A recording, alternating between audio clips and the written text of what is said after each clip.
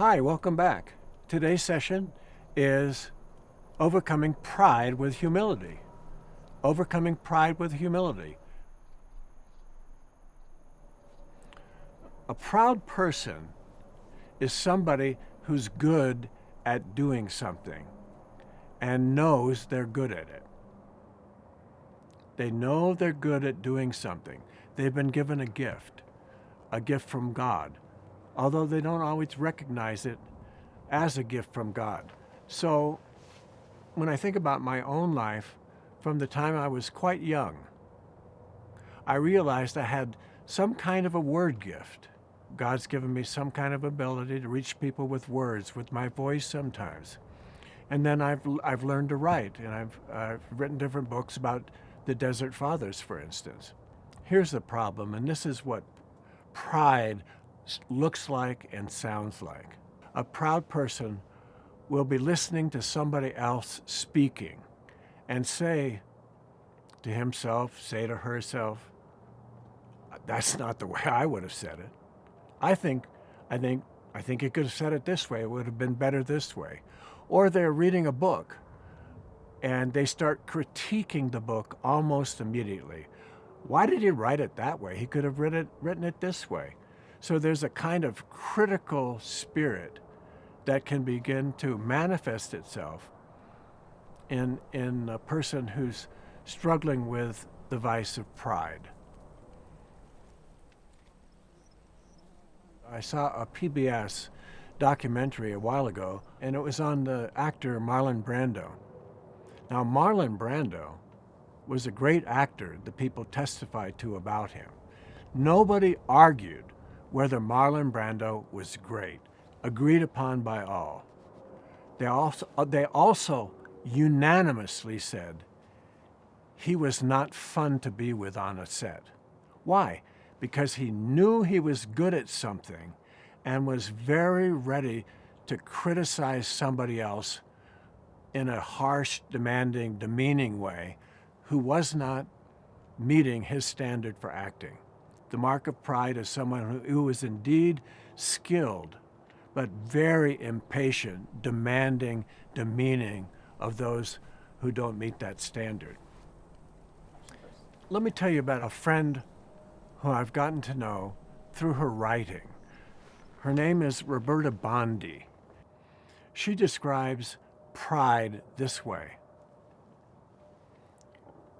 Pride devalues others. Pride has too low an opinion of others. Is it necessary for me to critique another person's book in an unfair way, in a demeaning way? No, it's not. It's unkind. It helps nobody. So we have a very interesting Abba that we want to spend time together today with. His name is Abba Arsenius. Did Abba Arsenius have a reason to be proud? Was he good at something? You bet. Arsenius was the tutor of the Roman emperor's children. Now imagine that. So when Abba Arsenius walked into the room, dressed in fine clothing, glances were exchanged by other people in the room. It's Arsenius. It's Arsenius. And Arsenius was proud. He was proud of that position, and he knew he was good at it. And even after he came to know God in a deeper way, out in the desert, he could have his ornery moments with people. The Lord was always working on Arsenius's personality. But somehow, like many of these individuals who became Ammas or Abbas in the desert, God touched him. And somehow Abba Arsenius knew, if I stay here, if I stay in the emperor's household, if I continue to receive the praise I'm receiving, I'm never going to get to the place I need to be in my relationship with God. So in a most wondrous, unexpected way, Arsenius leaves the emperor's court. Now that would be something like being the chief of staff at the White House. and you say to yourself, I have to leave this environment and find a place where no one's going to recognize me. Many people will not even know who I am. And I have to spend a long time in that place to deal with this particular vice, which has affected me. And it's affecting how I'm treating other people. I'm going to set up camp here or perhaps in another isolated area and be still enough and be quiet enough for the good work that God wants to do in my character. And slowly, spiritual formation, the slowest of all human movements, slowly, Abba Arsenius began to change. Now, I don't want to exaggerate about these folks. Abba Arsenius is someone that I would describe as an old grizzly bear. And he pretty much stayed an old grizzly bear for all his life. So if you knocked on his door, if you knocked on the door of his cell, the response you might get might be a fairly lively one. Leave me alone. I'm praying.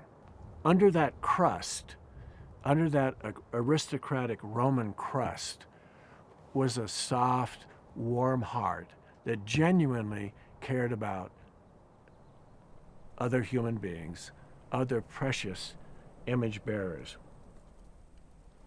So imagine we're gathered together in our living room and we're going to bring the desert world into our living room, and then there's a knock on the door. You've invited friends over, family are there, perhaps some kids, knock on the door, and in walks Abba Arsenius. And he looks out at the group and he says, thanks for the invitation. Let's talk about pride. And he, in all likelihood, would share about his own struggle with pride. And then he might say, I'm an Abba. We help people. What Abba Arsenius had done, as he had walked up to another desert dweller, but he was a peasant. And he had said, do you have a word for me? Do you have a word for me? So, of course, some younger brothers came to him, and one brother in particular was surprised to find Abba Arsenius talking with a peasant. And so the brother said this, Abba, with your fine Greek and Latin education, why are you talking to this peasant about your thoughts? And Abba Arsenius replies, I have indeed been taught Latin and Greek, but I do not even know the alphabet of this peasant. So he's in our living room with us. We're all feeling a little bit uncomfortable. He's not smiling a lot, probably just his personality. He's not smiling a lot, but he's open to us. And so as a group, we turn to him and we say, Abba, do you have a word for us? The questions I think Abba Arsenius would ask. Am I attracted to power, position, and recognition? Do I like knowing that I know a lot? And do I like knowing that other people know I know a lot? Ponder that with me. Now, he would say, the point would be, all that we've been given, all that gifted people have been given, gifted athletes, gifted teachers, gifted writers, all that they have has been given to them by God. So why in the world would we shift in our thinking into the thought world of the pride, which is, I like having power, I like having privilege, recognize me. When I walk into the room, do I look for the most popular, powerful people and gravitate toward them and tend to ignore or not see people that might be perceived as less important? Food for thought, food for thought. This is not the only question Abba Arsenius would ask us, though. Who have I placed at the center of my life? Proud people tend to think too much about themselves. Proud people tend to think too much about themselves. So imagine a conversation at a dinner table, a proud person sitting at the dinner table, talking, engaging in conversation. But in the back of his mind, he's thinking, I'm listening to you, but I'm thinking about me. Now, what Abba Arsenius would ask of us is to learn to reorient, as proud people, to reorient that natural focus of attention on ourselves. And Jesus was the expert at this point. When people are around Jesus, they sensed that he was focusing his attention on them. The gifting that had been given to him as the incarnate Son of God by his Father, that gifting just flowed out to other people. And they sensed that in Jesus, this welcoming embrace. There might be some listening in, and they've longed for such a time for someone to genuinely walk up and say, tell me about you.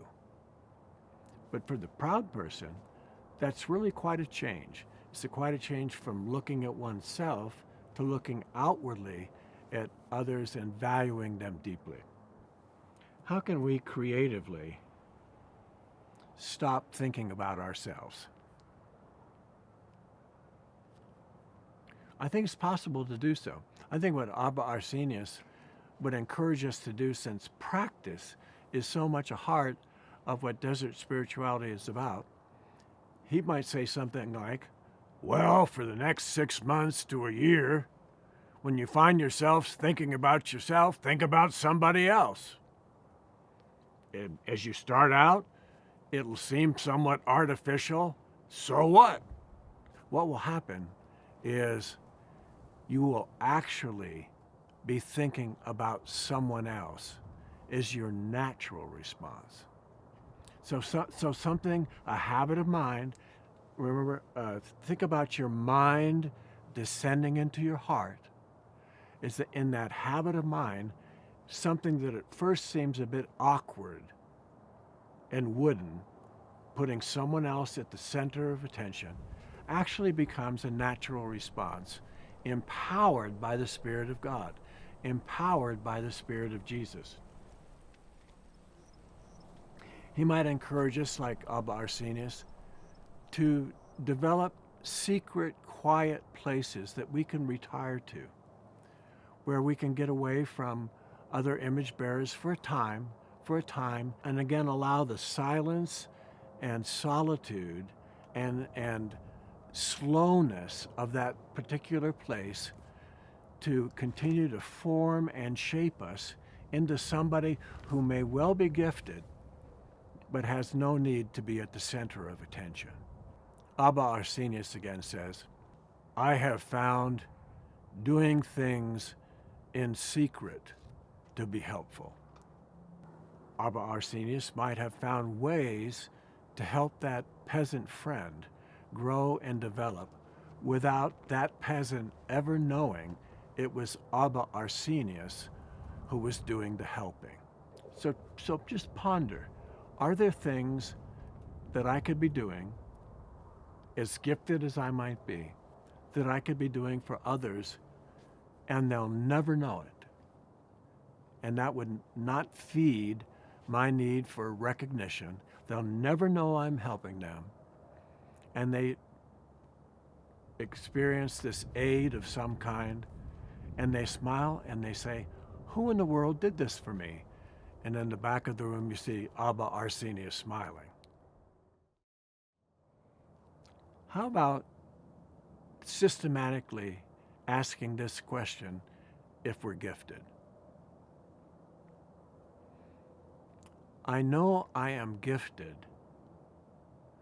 but why has God gifted me this way? What's God's purpose behind the gifting. And as we think about the deeper meaning of the gifting, it punctures that tendency that we have to think that we're more important than another precious image bearer. As we strategically learn how to deflect attention from ourselves and to always be asking the question, why has God gifted me this way? And as we do so, we'll stop thinking about ourselves. Doesn't mean our gifting will cease, it doesn't mean our gifting will change, but what happens is our field of vision changes. Our field of vision changes from being ingrown, oh, look at me. No, you smile. Like I'm smiling right now. You smile because you look around, all these gifted people. How wonderful. I think the last question Abba Arsenius might ask, this is a tough one. Do I use words to manipulate other people? There is a lot of yapping going on in the world today. Lots and lots and lots of talk. And what Abba Arsenius and Jesus behind him is saying, no need. No need. I accept my gifting. I accept my gifting. I'm going to be seeking the deeper meaning of my gifting. And that's enough. It's a kind of prayer. Lord, help me to see all those beauties and wonders around me, all those precious image bearers, so gifted, so wondrous. You've already given me enough by gifting me the way you have. I accept the gift. Reorient my eyesight, reorient my hearing, to looking beyond myself and hearing beyond myself. For your sake, for you are the great expert at that point, Lord. Well, a final word. Maybe you'll find this helpful. Always think the best of the other person.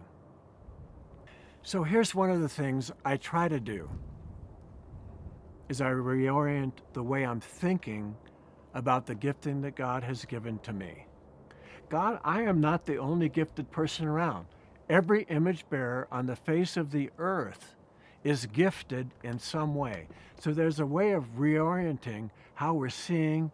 There's a way of reorienting how we're hearing, how we're speaking, when we realize it's all gift. It's all gift. So one of the things I try to do is when I'm encountering all these wonderful gifts is to always think the best. And it relieves us of the burden of thinking we have to become known. We don't have to become known because we already are known. God sees us. God sees us. And what he sees is very, very good. See you soon.